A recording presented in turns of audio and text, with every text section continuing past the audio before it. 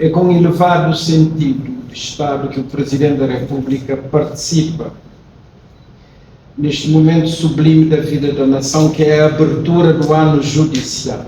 Agradeço, pois, o honroso convite de Sua Excelência, o Sr. Presidente do Supremo Tribunal de Justiça, o venerável juiz Dr. Benfeito Lúcio Ramos. Saúdo com a devida vénia os magistrados, os advogados e todos os servidores da Justiça. Vive-se no mundo uma policrise marcada pelas alterações climáticas, migrações, guerras geoestratégicas, conflitos, rupturas constitucionais, extremismos políticos e ameaças às liberdades e à democracia. Ninguém, mesmo os países com as mais antigas tradições democráticas e mais desenvolvidos, está a salvo das já referidas crises e ameaças.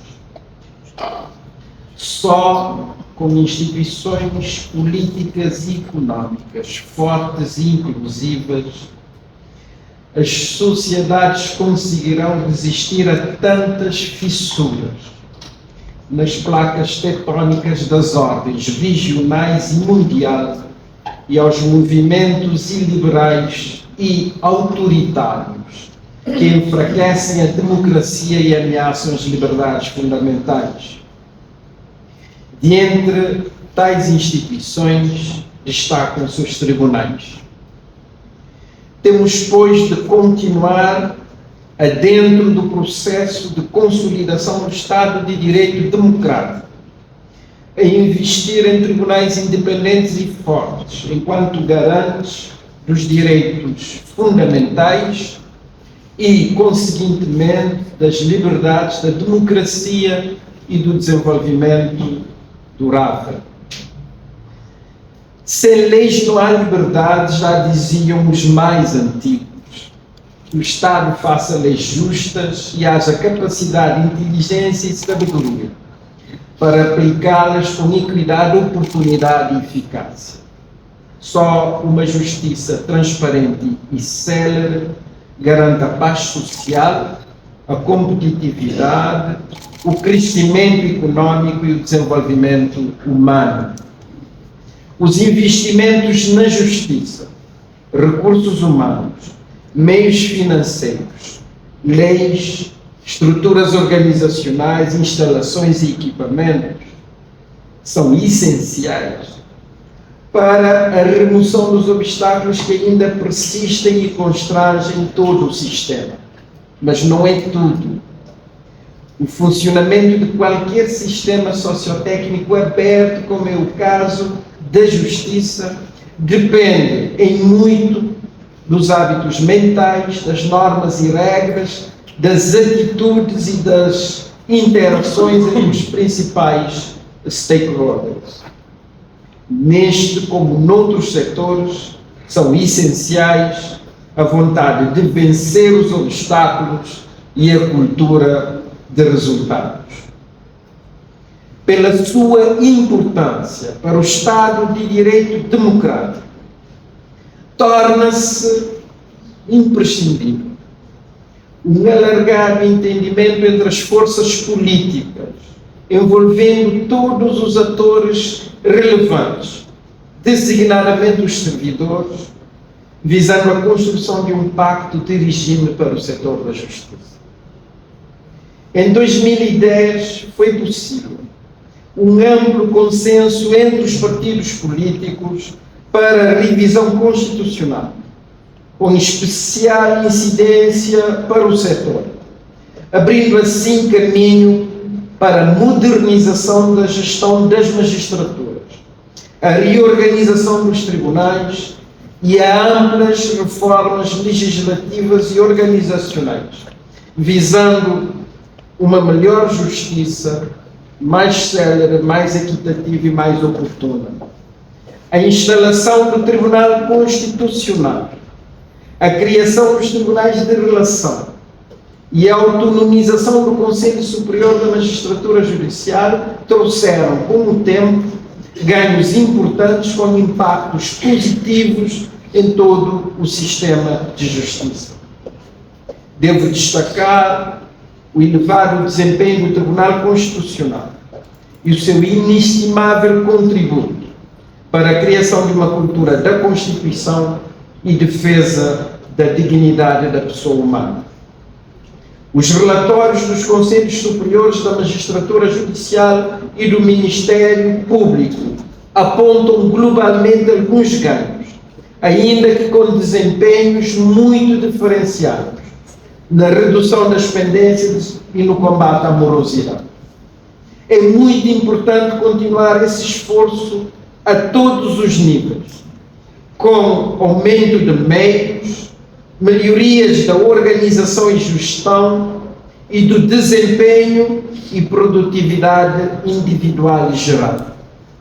Os recursos são fundamentais nesse processo, mas temos de ter consciência que eles não são ilimitados e que muitas das mudanças, inovações e respostas dependem sobretudo dos valores, das atitudes e do desempenho de cada um.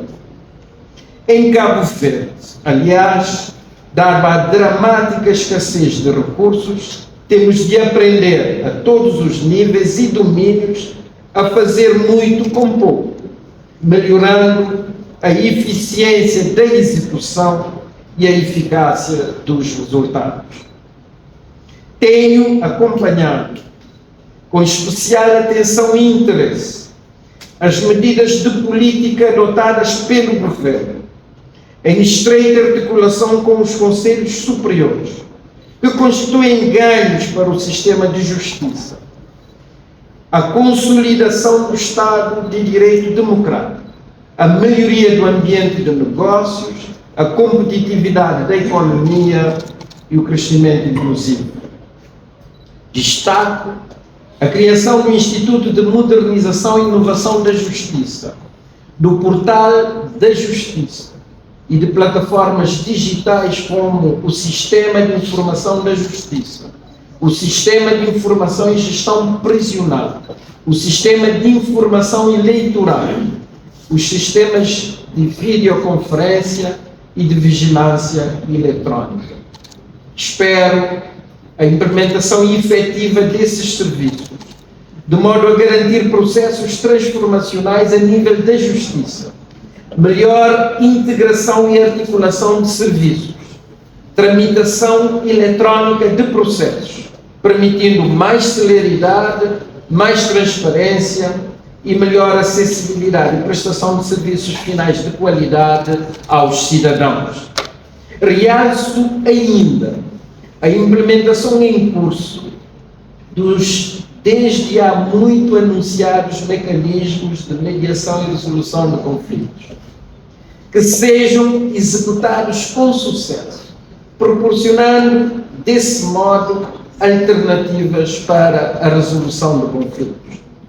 A este propósito, abono no sentido da criação de mecanismos institucionais para a prevenção e resolução de conflitos nas comunidades, mobilizando pessoas idôneas e sábias para a reinvenção de ambientes comunitários de amizade social e de não violência. A criação de conselhos da paz nas comunidades e a atribuição à Polícia Nacional de competências para resolver pequenos conflitos contribuiriam sobremaneira para reduzir a quantidade de processos junto dos tribunais tradicionais.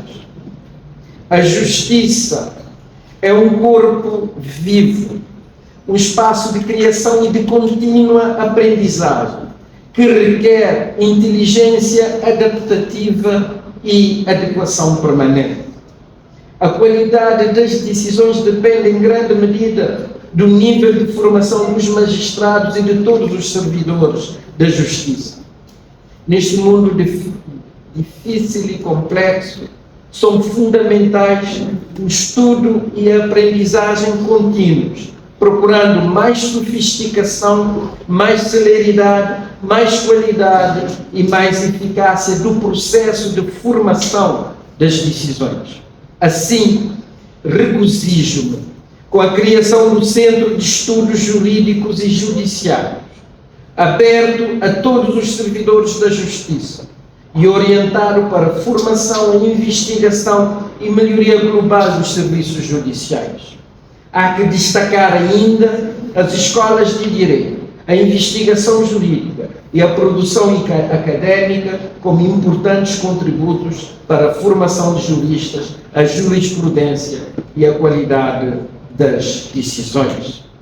Espero que as iniciativas legislativas em curso na Assembleia Nacional sejam aprovadas o mais rapidamente possível, criando um ambiente legal que garanta uma melhor adequação do sistema às demandas e exigências dos tempos atuais.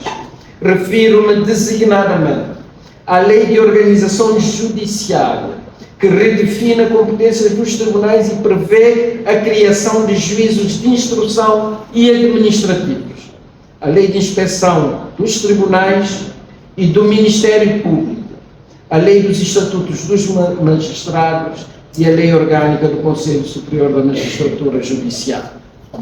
O rápido desenvolvimento das tecnologias informacionais, sobretudo a inteligência artificial e das redes sociais, tem consequências disruptivas para o relacionamento entre o Estado e a sociedade civil, o funcionamento dos serviços públicos e a dinâmica de relação entre os serviços da justiça e os cidadãos. Nesta era da infocracia, as redes sociais estão a debilitar as instituições tradicionais de intermediação, como os partidos políticos, os sindicatos, as universidades, a igreja, a imprensa, e a reforçar o individualismo e o curto-prazismo. Parafraseando Daniel Inirarit, vivemos tempos gasosos em que tudo é instantâneo. Não há paciência e discernimento para a discussão e a acumulação de experiências, de conhecimentos e de sabedoria. A esfera pública, tal como entendida por Habermas, está a segmentar-se e a desestruturar-se. Neste contexto complexo e difícil, os serviços judiciais têm de encontrar novos e inovadores mecanismos de comunicação com a opinião pública. Os tribunais e os serviços judiciais em geral estão cada vez mais sob o escrutínio dos cidadãos e da sociedade civil, mas também sob a pressão de fake news, verdades alternativas e um certo populismo digital e populismo penal. Não podem claudicar perante tais fenómenos. Pelo contrário, devem agir para comunicar melhor com a sociedade, contribuindo para o aumento da literacia jurídica e a compreensão do funcionamento da justiça. É preciso, outro sim, proteger os dados dos cidadãos, prevenir e punir o cibercrime e criar as condições para que a ciência e a tecnologia sejam colocadas ao serviço do bem comum e da não disseminação do ódio, da violência e da criminalidade. Se é verdade que precisamos de Estado forte, é fundamental, por outro lado, que a sociedade seja autónoma e também forte para conter os excessos do Estado e moldá-lo para responder com efetividade às demandas e às exigências das pessoas. Acimoglu e Robson, prémios Nobel da Economia de 2024, escreveram que a prosperidade das nações depende da inclusividade das instituições políticas e económicas e o futuro da liberdade, do equilíbrio entre o Estado e a sociedade.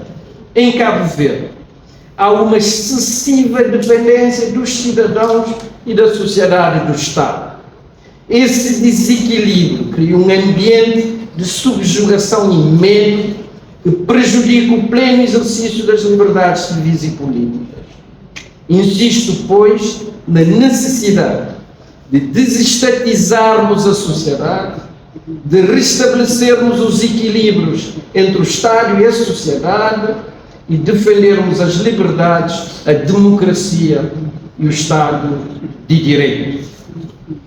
Permitam-me que vos diga o seguinte, e quero ser absolutamente claro.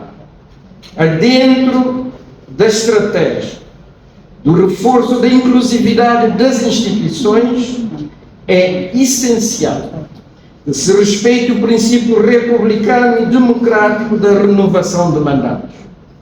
Felizmente, em relação aos órgãos eleitos diretamente pelo povo, neste quesito, temos cumprido rigorosamente, realizando periodicamente e dentro dos prazos constitucionais eleições autárquicas, legislativas e presidenciais.